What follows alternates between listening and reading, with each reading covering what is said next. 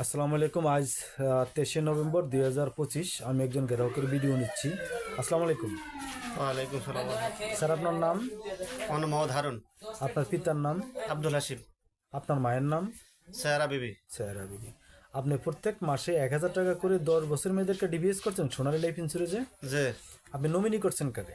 আমার ছেলে মারুফ, মোহাম্মদ মারুফ। মোহাম্মদ মারুফ আপনার ছেলে? যে আচ্ছা, ফরমে কি সই আপনি নিজে করছেন? আমি নিজে করছি।